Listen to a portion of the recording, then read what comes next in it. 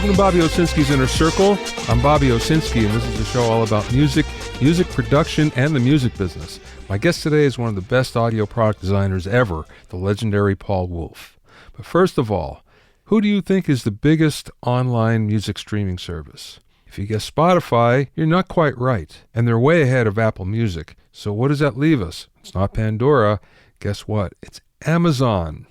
Amazon has 65 million Prime users. So Amazon Prime we're talking about. And they can access Prime Music. But guess what? Amazon also has some other things going for them. If you really want their premium music streaming tier, then the Prime users pay $7.99 for Amazon Music Unlimited. If you're not a Prime member, you can still get it, but it's the normal $9.99. But here's the rabbit up the sleeve, and it's Amazon's wireless Echo and Dot. Because if you buy one of those, you're probably going to buy the Amazon Music Unlimited service, and you get that for only $3.99. Well, so far they've sold 8 million of them, which is about 6%, which means it's in about 6% of all U.S. homes. So Amazon is coming on really strong. I predicted this over a year ago, and if you listen to this podcast or if you read my blogs, you know that that's the case. There's some other interesting aspects about Amazon Prime as well, and I think the biggest one is their charts. If you look at the Apple Music charts, for instance, they skew very urban, but the Amazon charts skew more to the rock and country side of things. So what does that mean? So it means that the people that have bought into Amazon Music are mostly Prime members. They've paid a lot more money, anywhere from $99 to $129 a year just to get into it. Plus, if they already own an Echo, then they're also paying for the normal service that comes with it. So in fact, what we're seeing is people that are paying more money skew one way, and people that pay less money skew another way in their musical taste. I don't know how much we can read into this, because over time that might change. But as of now, that's the way it shakes out. It's pretty interesting, actually. So Amazon Music is coming on strong, and it's probably going to get bigger and bigger and stronger in the coming years. If you have any questions or comments, you can send them to questions@BobbyOInnerCircle.com. If you want to learn more about the basics of mixing, sign up for my 4-week Mixing Primer webinar course. Go to mixingprimer.com to learn more. Also, check out my new Hitmakers Club for access to all my courses, monthly workshops and Q&A webinars, core basic training, and much more. Go to hitmakersclub.com to find out all about it. Now, some new figures just came out that are very interesting on the global speaker market. These are all the speakers that are sold on a global level. Those of us in the audio business, especially the recording business, we think of speakers on one end of the spectrum, and it's a much higher spectrum than the rest of the world, but it's still pretty interesting. It's an $8.5 billion business that continues to grow. Now, what's actually pushing that growth? Well, guess what? It's wireless speaker technology like the Amazon Echo that we just talked about. But it's also sound bars, which are coming on very, very strong. And just about every consumer speaker manufacturer is putting these out. They're very, very popular when it comes to enhancing your television sound. But many consumers in other parts of the world, especially Asia, have much more expendable income than they've ever had before. And they're demanding better sound, so they're upgrading, and I think that's a good thing. Interestingly enough, though, they're upgrading their computer speakers, their multimedia speakers. So I think, for the most part, we're going to see a return, or at least a slight return, back to the days of good-sounding audio. In the 70s, if you were a college student, one of the things that every dorm room had to have was a great sounding hi-fi system. And even the cheap systems at the time were so much better than just about anything we have today in terms of the run-of-the-mill average consumer system. So it would be really nice if we returned to that, because it would kind of force the hand away from low-quality audio and into the high-res realm, and that'll be good for everybody. So look for that to happen. Wireless speaker technology is taking off, sound bars, and computer speaker upgrades. My guest today is Paul Wolff, who has a very interesting history, starting as a sound man for various acts and clubs, then as an early employee, then the owner of API. Along the way, he created the Tonelux brand and partnered with Sunset Sound, Slade Audio, and A-Designs on some excellent products that many of you might currently own. Paul is back in the console business with his new company, Fix Audio Designs, as well as being the director of product development for Aftermaster. And another thing, he's also the creator of the 500 series modules and racks that are used throughout the industry today. I had a very enlightening conversation with Paul where he described in detail, among other things, the technical differences between the sound of new and old audio gear and the differences in the sound of the major console brands. We spoke via Skype from his home workshop in Central California. You have such a fantastic history, and I want to go into that a little bit because I don't think enough people appreciate what you've done over the years. Well, all I can tell you is that the charges were dropped. Where did you get your electronics experience? Before you got the gig with Datatronics, were you versed in electronics? I started out, take my glasses off. I started out just as a kid. I mean, my parents were both musicians. They were in big bands. We had music in our house. My brother's a very, very well-known artist, GlennWolff.com, 2 N's and 2 F's. He's phenomenal. My dad worked for Armco Steel as a steel salesman, and he was an engineer. And my mom, jeweler, painter, musician. She was in the only all-girl band in the 40s called the Victory Sweethearts. Wow. Just an amazing, family. And we lived in Michigan. We lived in a small town, and it was really nice because, we got brought up, slowly in a normal method, that most people don't have the honor of having that. They encouraged anything we wanted to do. And in fourth grade, me and a buddy of mine, in fourth grade, I electroplated a penny with silver for my science project. And then in fifth grade, my buddy and I turned water into hydrogen and oxygen and then turned it back. Wow. Yeah, very cool. So just into things. And I used to fix things. I always just tore things apart and fixed them. And I went to a 2-year college in Traverse City that taught me the basic electronics and stuff like that, but I got an opportunity to go on the road with a band. And my mom and dad, they both said, great. Most people would say, like, you're out of your fucking mind. Yeah. But they said, great, do it. So I went on the road with these guys, and it was a band called Chopper. It was like an Edgar Winter's White Trash band. It was a really, really good band, all A-list musicians. Our sax player could do the 3 saxophone thing, soprano in the middle and wow. Alto and tenor. It was really an amazing band. And I was with them for a while. Then I left and went with another band that was kind of a pop band, did their sound. And me and the sound man were kind of the same. So we'd alternate. When the band would get pissed off at one of us, then I would go to lights and he would go back to sound, and then he'd get pissed off at him. And, so we had that worked out. And then I ended up at a nightclub in Michigan called called Shula's Nightclub, and we did national acts during the week, and then just club stuff. And we were right next to Buchanan, so we had all of the Crown amplifier stuff. We had Elkhart, which had Electro Voice. We had the new those white horns. They were just developed those, and they brought them over, and we had those. And I had a Soundcraft discrete console. It was a blast. We did all kinds of different things there and experimented. We had the first TL cabinets that, when Thiel figured out the second variable and speaker design, Yeah. We had the first ones there.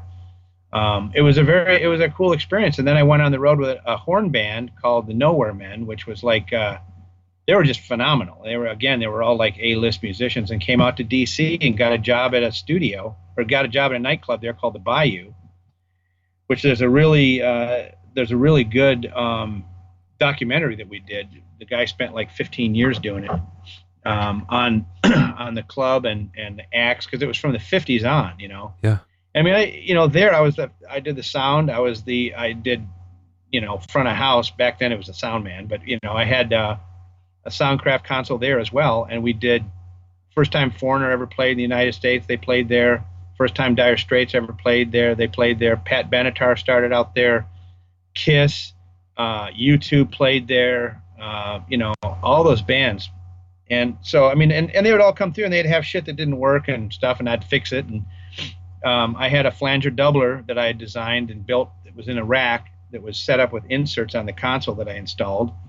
And it was before anybody even had inserts. It was like another summing bus. So it would sum to the input and then mix back with the mix bus when you flip the doubler, and it was like perfect, Wow. Same with the flanger. I had those in there. And that's what the fix plugins are, the flanger and the doubler. That's based on that original design back in the 70s. I was going to ask you about that, but you beat me to it. Yeah. Yeah. Well, we'll go into that. And then from there was a guy that he came to the club and he said, I had a couple bands I produced, a band called The Boys, which was a metal band that was like Van Halen. And we were that close with Warner Brothers, and our manager completely tanked it by, saying it wasn't enough money, and they were ready to sign us. They didn't want it. They were going to use the tapes. They wanted me to continue producing. They wanted me to continue engineering, which in those days was unheard of. They always redid everything. Yeah. Liked it just as it was. And, so he kind of screwed that up, and I ended up working at the studio and not really being a part owner, but pretty much the guy at the studio. I left there. I left there. Excuse me, I got that all mixed up. I left there and I went to Datatronics because we had this opportunity. The guy came in and said, "Hey, there's this place looking, for stuff." And so I went out there and I got a job at Datatronics. And let me see. Wait a minute, I've got this whole thing mixed up now. The Bayou was first. Oh no, the Bayou was first, and then with the band. I went to the studio and I worked at the studio. And we had a Stevens machine, and we had an APSI console that I just immediately started modifying. Yeah. I mean, it just, and then from there we were a Synclavier dealer, and we did a Synclavier seminar, and a guy came there and he said, by the way, there's a company in Falls Church that bought API and they need people to work there. So I went out there, and that's when I met Saul Walker.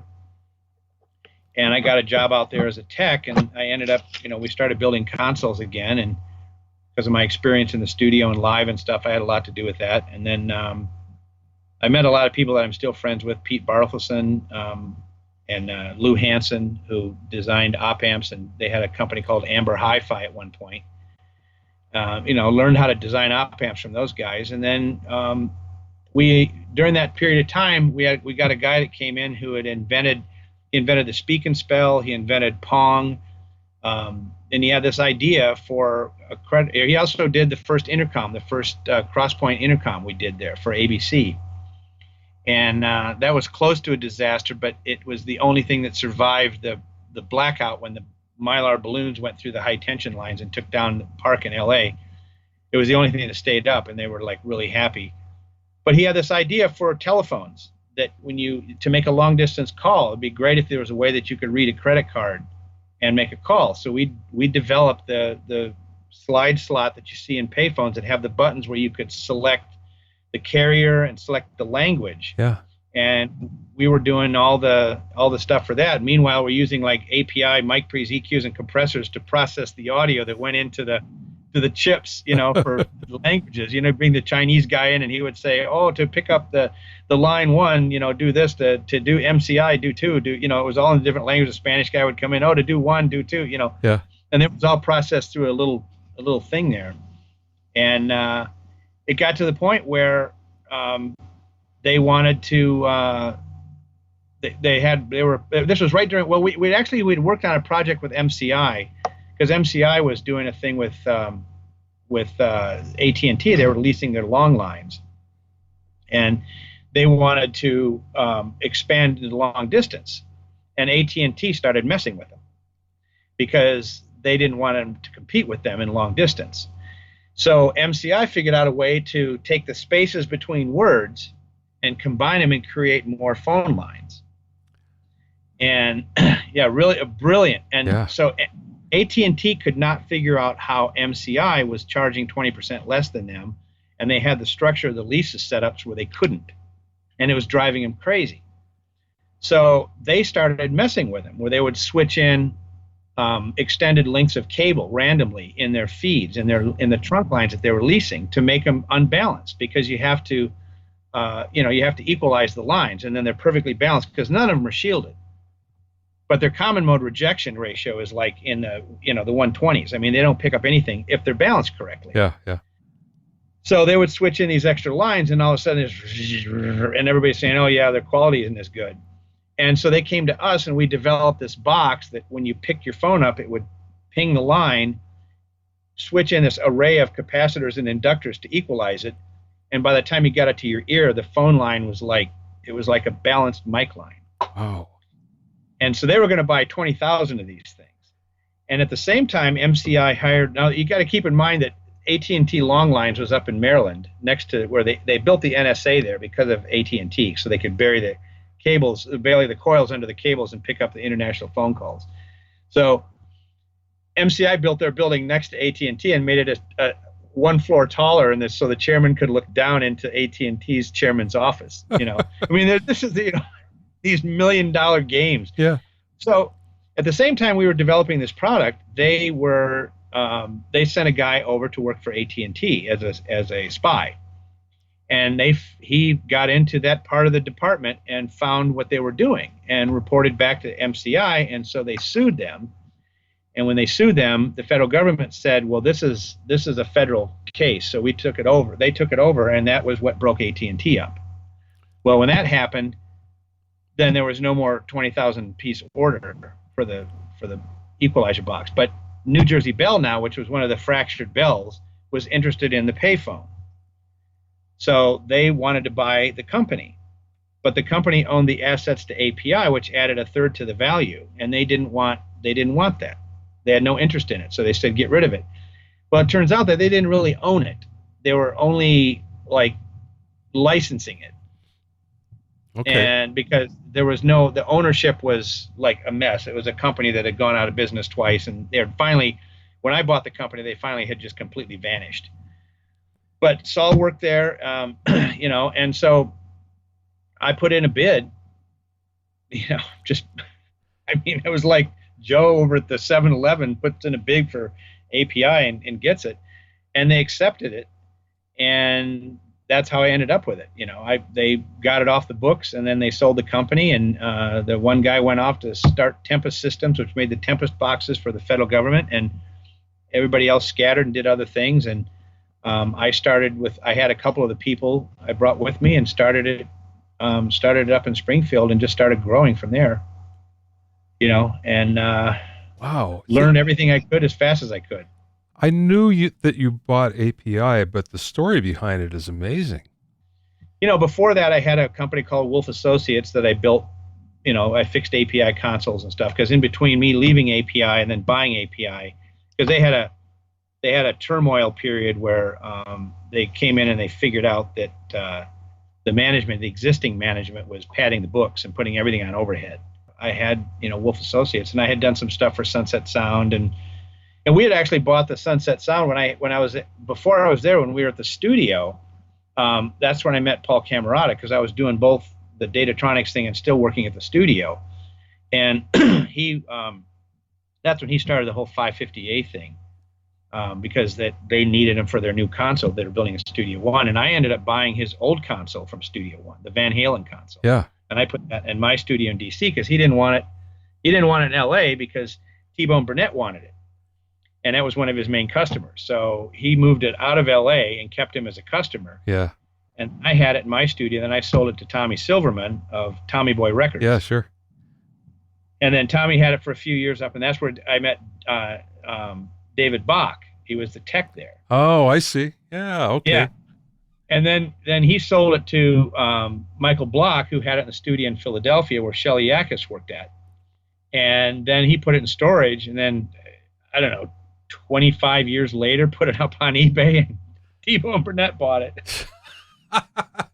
After all that. Yep. Completely around. Wow. So that was the Janis Joplin Van Halen console. And So, I'd done a lot of different things. I'm still absolutely best friends with Paul. I did the Sunset Sound mic preamp for him and stuff, and I go see him all the time. I mean, we've known each other now for like 42 years or something Yeah. stupid.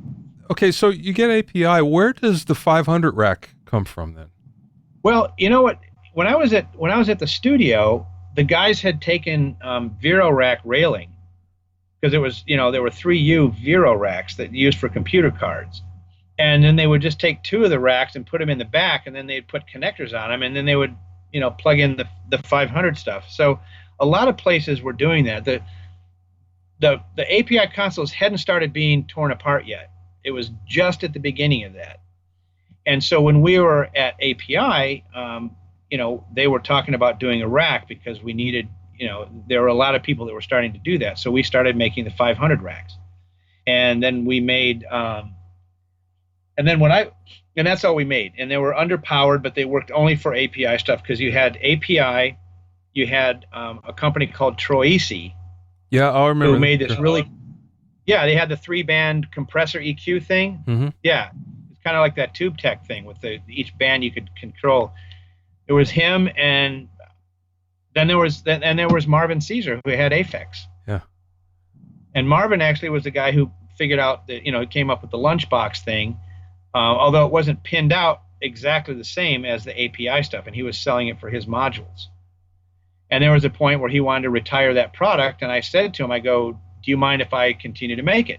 And he goes, no, not at all. So I started making him. One of my first customers was Arthur Kelm. Art Kelm, he runs Capitol Studios. Yeah. And I'd met him, before through Record One. He was the head guy there for a while. And he said, I need a lunchbox. And I go, what's that? He says, oh, that's what I call those things. I call them a lunchbox. I go, well, that's a cool name. He goes, yeah. I said, Steve Perry wants one. And he wants mic pre EQ compressor and a fader. And then he has his own mic. And so wherever he goes, he has his own, device. It's his guitar and his guitar amp, Yeah. So he came up with the name. And so we started using the name as the lunchbox, and we came out with the 4-bang lunchbox, and we made it more compatible with our pinout. We added the 1/4 inch and the TT jacks on the back, and we had a phantom power. We put phantom power in it. And then we made it into the 6-pack, which had an external power supply that was bigger. And then, from there it went to be the 8-pack, and then we did the 200 rack, the 500 HPR that had 2 units in it. So yeah, I mean, it was that was basically the beginning of it. Now, it's funny. I was the NAM Tech Hall of Fame. I remember Lenise Bent. She came up to me and she goes, I had somebody come up to me. They go, "Hey, congratulations!" And I'm like, "What? I mean, they dropped it? I mean, what? And they go, "Oh no, you're being inducted into the Hall of Fame." And I go, "For what?" And they go, "For the lunchbox." And I go, "Oh, cool." And then Lenise comes up to me the day of the thing, and she says, "When are you going up?" And I go, "For what?" She says, "Well, they're having the ceremony." And I go, "Oh, okay," So I go up there and I walk in, and there's, Larry from API, and there's, all the other guys that were in there, Simsy Nichols and her sister and her mom were there for Roger, and, it was this whole thing. And, so I go in and Gordon goes up and says a little thing about API, and then they call me up there and I talk a little bit, and Saul Walker had just passed away. And George Peterson was kind of narrating the thing, and I get up there and I go, I said a couple funny things, and I said, I told about the name, where it came from and the lunchbox came from and how we developed it and turned it into a cool product and shit. And then I said I would like to say a couple things about Saul Walker, and I completely choked for the first time in my life. I was just like, and I started just tearing because we had just done Roger Nichols, and it was like, her wife and her 2 daughters, and everybody's crying, and we're crying, and everybody's crying, and it's like, laughing and everything. And I get up there and the same thing, the same thing. So George jumped in and kind of pulled it away, and I got it together, and I told some cool stories about Saul and how I basically learned everything I knew from him, Yeah. I don't know if you're still designing stuff for API, but you've designed some recent products though, right? Well, when I left the company, I had, they had bought the company from me, and I worked for them for about 4 years. And there was a time when I didn't want to work for them anymore, and I resigned, and I didn't really have any idea what I was going to do. I mean, this was everything. It was everything that I had done. I designed the vision. Actually, I designed the Legacy console myself, and then Jeff Bork joined me, and we did the Legacy Plus together. We did the Vision together. Did basically everything up to the 1608, which he did. They did the A to D thing, and then they've taken a lot of the 200 modules that we originally did, and Jeff turned them into 500 things and added some features to them and cleaned them up, and so they continued on with some cool products. But I didn't know what I was going to do, and then all of a sudden I was just sitting in my basement staring at my monitors, and the idea of ToneLux came to my mind, and I called up Ryan Hewitt and I said, I got this idea. And he said, dude, that's amazing. Let's do it. So he was doing the Chili Peppers record, and I literally 3 months later, I had the input module, the EQ, the mic pre, and the master module, and the control room module, and the rack at AES 3 months later. Wow. Yeah. Fast turnaround. Jeez. It was really, but I was really focused. I mean, it was like so in my face. I just wanted to do it, and I think probably a lot of people, thought that I had been working on this while I worked for API because I worked in my own house, and I had no, I thought I was going to be API forever. I had no idea what I was going to be doing next, but this just happened. And so, you spin it. I spun it as, I thought the big console thing was starting to wind down, so I wanted to do something new and blah, blah, blah. I mean, that's the normal kind of spin you do. And I started working on it and had it there. And the very first person that walked into my booth, because, when you leave a name that you've built back up, and it was tough. We never had credit lines or anything. We built everything hand to mouth, and it was rough. I mean, it was a rough 19 years, Yeah. Larry put the right kind of money into it and turned it into something, good. But I could never reach that point because in those days they just didn't give credit out, Yeah.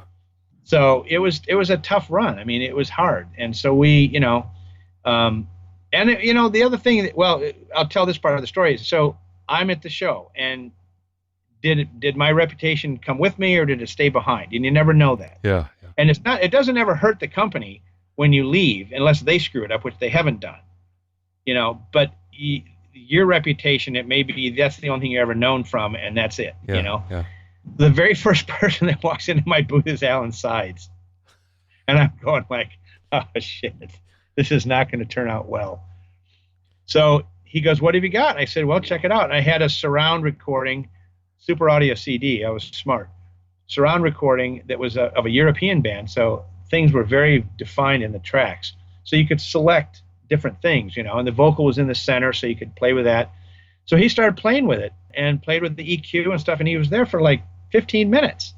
And I'm going like, wow. And he turns around and says, this is really nice. And at that point, I knew that it followed me and it didn't stay behind. So I signed up with Gil Griffith, and he helped me build the product lineup. We were doing, I mean, it was just massive what we were doing. Yeah. I mean, the whole Red Hot Chili Peppers record, California, that half of it was mixed on it. Tim Palmer bought it. Greg Wells bought it. Brad Wood bought it. I mean, everywhere. You can't find used modules on eBay at all. No, never see them. Never. No, they're really cool. So, yeah. And I got to a point where, Alan Hyatt kept on asking me if I ever wanted to sell the company. And there was a point when I just said it was wearing me out. And I just said, sure. And so he bought the company. I worked with him for a while, and he's pretty much discontinued all the console stuff, unfortunately, but he's still selling the 500s and it sells well. And then I got involved with Aftermaster, the people that are doing the processing for TVs and stuff. We just developed this, which is a box that hooks up to your television, and it fixes the audio, makes it so you don't have to adjust it every 5 seconds with a remote. And we're actually launching it tomorrow night on the Home Shopping Network. Wow. So while I was doing that, because I'm an idiot, I decided to start Fix Audio Designs. And that's my new console company. And what had happened is a guy from Germany calls me up out of the blue, and he says, I want to buy a console. I'm building a studio and I want to buy a console. He said, what can I buy? And I said, well, he says, I don't really want an API because there's already a couple in town. And he says, what about Tonelux? I said, well, I don't own it anymore. He says, well, I heard that they're not making consoles. I said, they're not. And I just kind of look around and, I'm kind of like, well, I'm going to be making a console. He goes, really? Cool. So I go, well, what do you need? And he goes, well, I need this, this, this, and this. And I go, okay, well, you know what? I'll send you some of the drawings I've done. So that night, I started putting the concept together because he inspired me to do it. And so I'll show you what I ended up with. There's the logo. Yeah, and that was my old name was Fix back in the studio days because I used to fix everything. And there's the module. I designed a knob and a button cap and the whole bit. And this particular one is surround. So I've got left, center, right down here, and I've got front, rear pan, and then I've got rear pan. Wow. And then there's an LCR button and a pan button. And then there's 12 effect sends and auxiliary input. You've got a teeter-totter EQ. I can't call it a tilt because that's trademarked now with Tonelux, but I have a teeter-totter equalizer, have a high and a low pass sweep filter, an insert blend. That's great. Yeah, three inputs that you can sum together so you can have all three come in at once. So, and it's small. It's like, no tiny kidding. module. Wow. Now it's a 500 bass. So, and I did the module is all, the module is all op amps, and it has no tone in it as far as, coloration. And I did that on purpose because people are buying all these 500 modules, and, I don't want them to colorize what they decide they want as their color. So, I made it transparent. And then in the master section, you have these cards that plug in that you can put anybody's op amp and anybody's transformer. So for stereo A, you can have 990s and Jensens. Stereo B, you can buy a couple of 325 cards and pull them off and put them on there. Stereo C, you can put Tonelux amplifiers on there. So the 3 stereo buses, you can have the 3 sounds of your favorite consoles. Wow. Very cool. So he bought a 64 input console. So have you delivered it? Is this available? Yeah. Oh yeah, and it's all adjustable. The main bucket and then the 500 buckets that hold all the 500 modules are all, you can adjust the angle of them. So you can basically set it up so you have faders, input module, and then you can have bus modules or 500s. You can have EQs, mic pre's, and a meter bridge, and they all use the same 500 box. And there's connectors on the side so you can adjust them, and then you put screws in. And so what I did is I shipped him one set, and he adjusted them to the angle that he wanted and played with it and, kind of got it right like that. Then took a picture of it. I made the side pieces, and I basically shipped the whole console over on one pallet, and he put the whole console together. That's awesome. And it's just amazing. Very cool. Yeah. Wow, Paul. And he just had an open house, and people were just shitting their pants. I mean, it was just like, oh my God, because he's got, 8 Tonelux, and he's got 8 Neves, he's got 8, APIs, he's got 8 of this and 8 of those and 8 of those. He's got the whole thing. He's got 8 bus modules. He's got the faders. But the coolest thing about this is the module, the bucket itself, you don't have to have faders. It has a fader pot on it.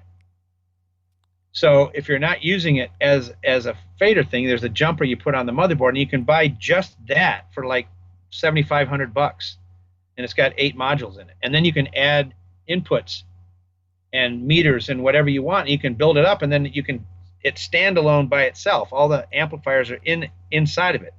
When you link them together, then you can put it into the master section, and the master section uses the Stephen Slate master control center that I designed for him. Well, wait, let's go there for a second because so the evolution. Yeah. API, Tonelux, Fix, and then Slate, and A Designs and Fix Audio, and then. So you're just doing these projects for hire, then people are saying, we want something really good, let's go to Paul to get it. I've actually, you know what, I did this differently than other people are doing it. I partner with everybody. Okay. Steven and I were very, very good friends. I love the guy. His stuff works like he says.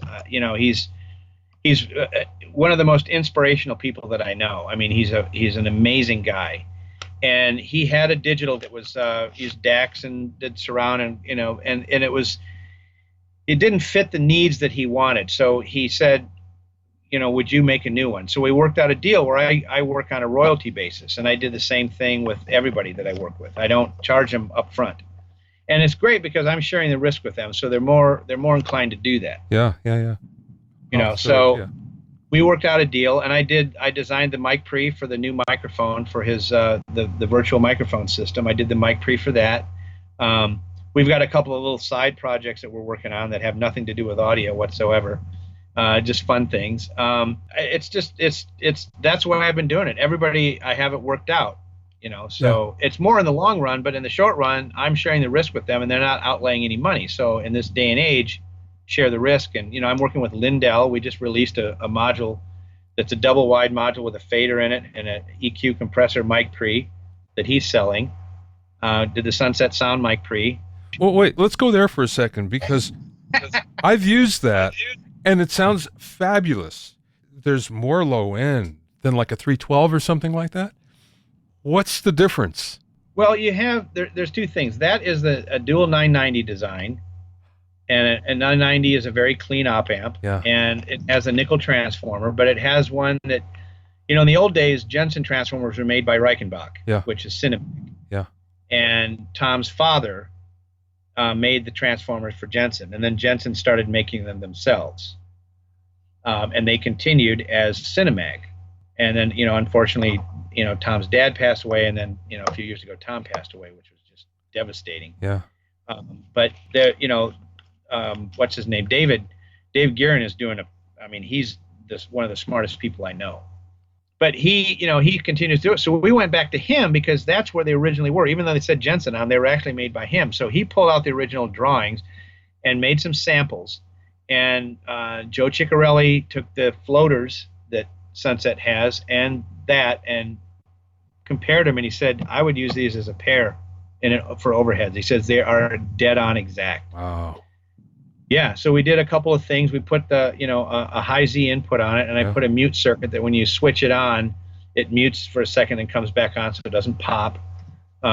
It's got a transformer switch that's series parallel, which is shipped to series, but there's a lot of options on it. But for the most part, it's the dual thing, and what it does is the first op amp goes up sixth, and the second one, and the third one goes up sixth, and then the second one, and the first one goes up sixth, and the second one, and that's how we do the gain. And then the gain output pot is in between the two, and then that goes, so that's, and then the trim and the gain, so that's why it has a fader on it. Yeah. Well, it sounds awesome. It is. It's if you look at the graphs of the thing, it's like phase wise, it's flat. Frequency-wise, it's flat. Distortion-wise, it's flat. I mean, it is a very warm-sounding, pure, unbelievable device. Yeah. And most of the tone comes from the mixture of the audio. Because if you do tonal samples, there's no distortion, but you're hearing something, and that's when it combines. Is the transformer does the blending of Okay, well that leads me to a question then. So, where do you come down on, because you've done it both ways. You've designed products that were colored and products that were very transparent. So where do you come down on that? Do you feel that there's a place for color, or is it something that you're trying to get rid of? Oh yeah, no, I when I had API, the 2520 op amp was a very basic, a very old design. Not the fastest op amp in the world, but 2 volts per microsecond, you're at 20 kilohertz. Yeah. You go to 3 volts, and that's when it starts to round off. It's not when it just cuts off and sounds like shit. It's like here's shiny and here's shit. It's not like that.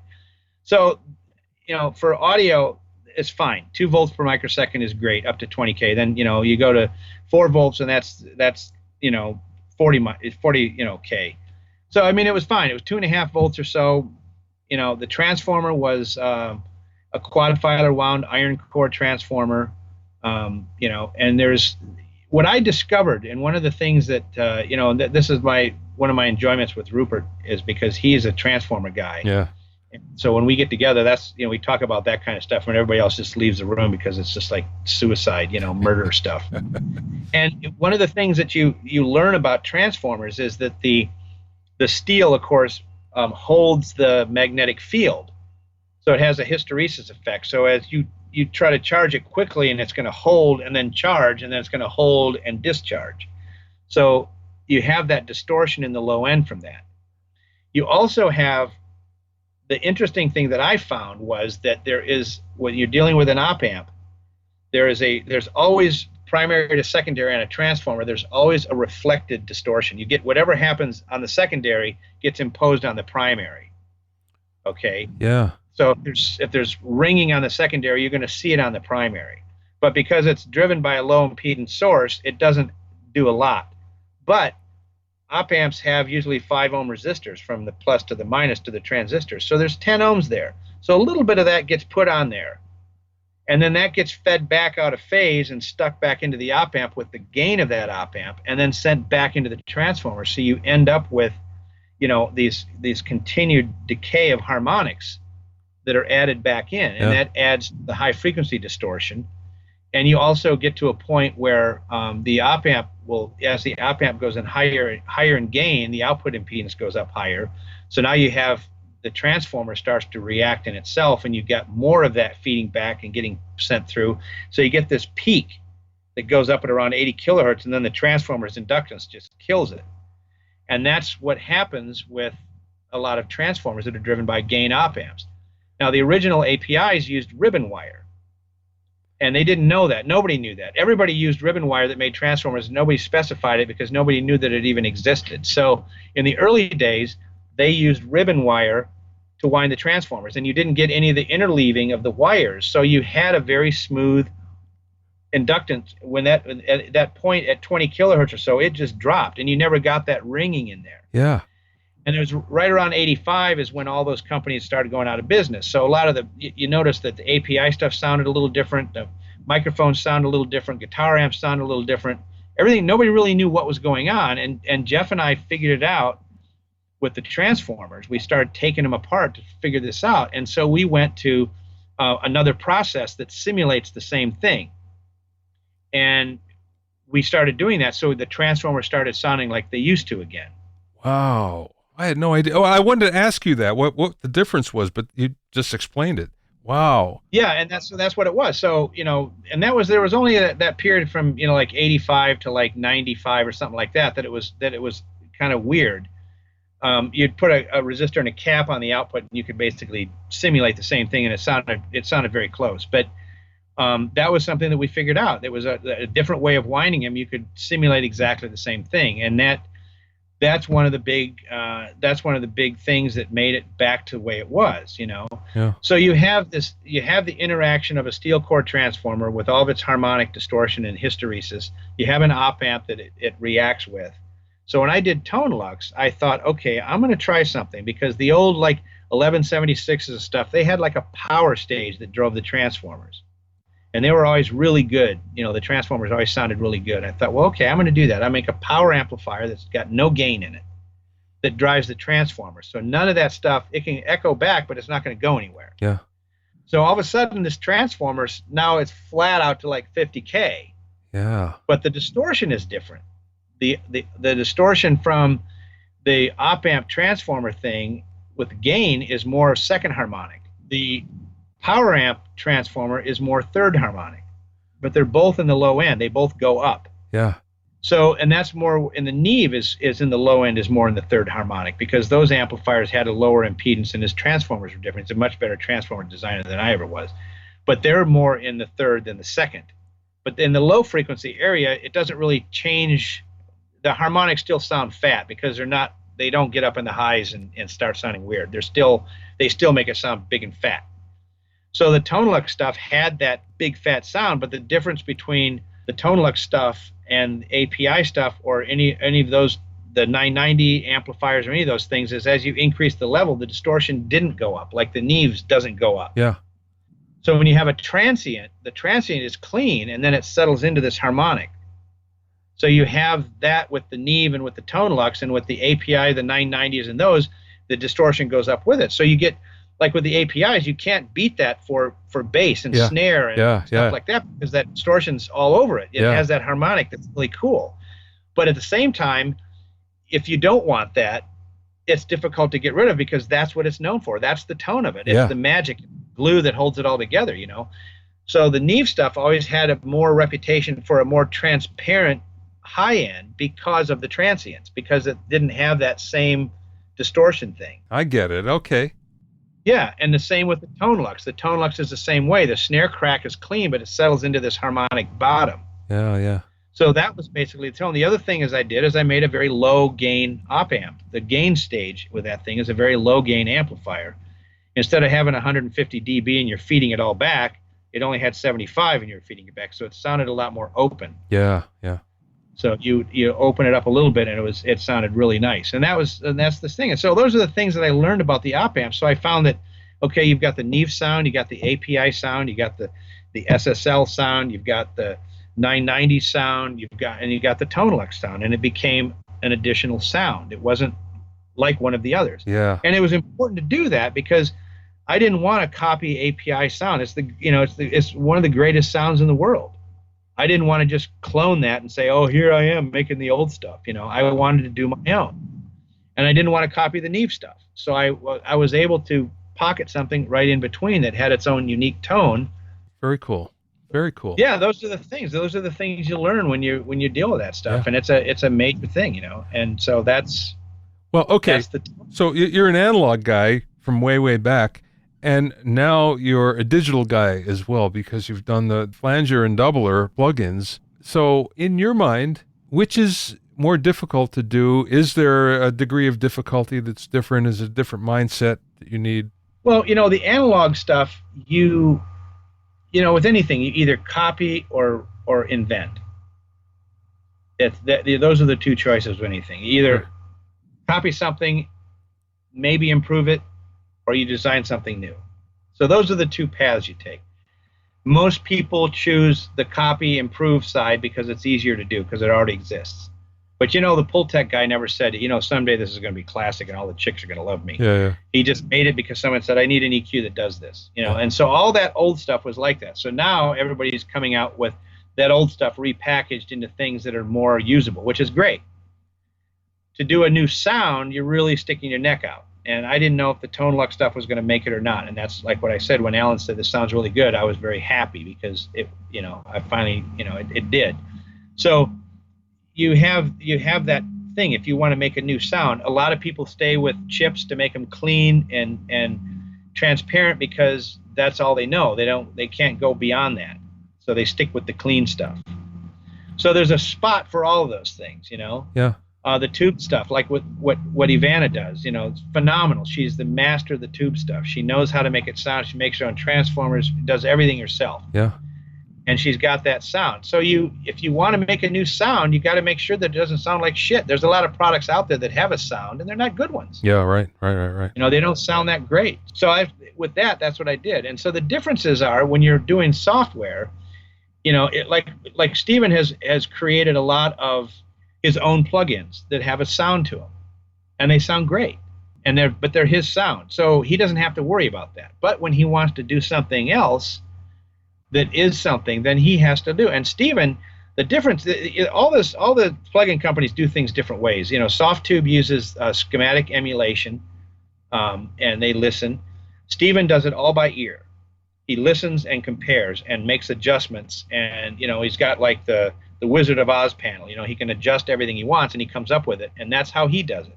Then you got other guys that do it by looking at impulse modeling, and so there's different ways of doing each thing. And Steven has a tone. Softtube has a tone. Their stuff sounds a certain way. When I went to them, you know, I used to use the old Bucket Brigade delays, and part of the deal with the doubler was that it had a lot to do with the delay time. So they first thing they did was they emulated that Bucket Brigade delay, and then we built the doubler around it. Because this thing can double down to 3 milliseconds without a flanging tone. No one has ever done that. Yeah, right. You know, I have recordings of the original doubler, and theirs just nails it dead on. And the way it's set up is if you load that doubler, you pop it up. The way it's set, if you just use that on an insert, you get this like swell that you just go, oh my God, it's amazing. And you can't even tell it's being doubled. It just sounds fatter. So it's the Buck Brigade that's the trick in that then. Yeah, but it's not just that. It's the fact that the Bucket Brigade had, before you could do anything to it, it had to go from the input to the output. So there's a delay before you could feed it back or before you could do anything. You have that fixed amount of time before you can manipulate it. Got it. So you have to wait for it to come through, and then you can do whatever you want. If you just use a regular delay, I mean, you could do 5 samples and begin to feed it back, and but it wouldn't have the same effect. So that was part of it, and it changed. The delay time changes with the delay. As you slow to get more delay out of a Bucket Brigade, you slow the clock down, so it's chunking through at a slower speed. So your time increases and your time decreases. So if you have a real short delay, then you're going through it at a higher frequency and you're going through a much shorter time.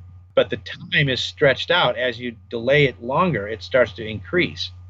So, that's the key behind that. The flanger, what we basically did is we've got 2 delays that work against each other, but we have a curve, a sweep curve that follows a tape machine, and then I have a servo bounce circuit that's in there so it wanders a little bit, and you have a knob, and I actually have a variac that I made into a MIDI controller that you flange with the variac, and it's just like a tape machine.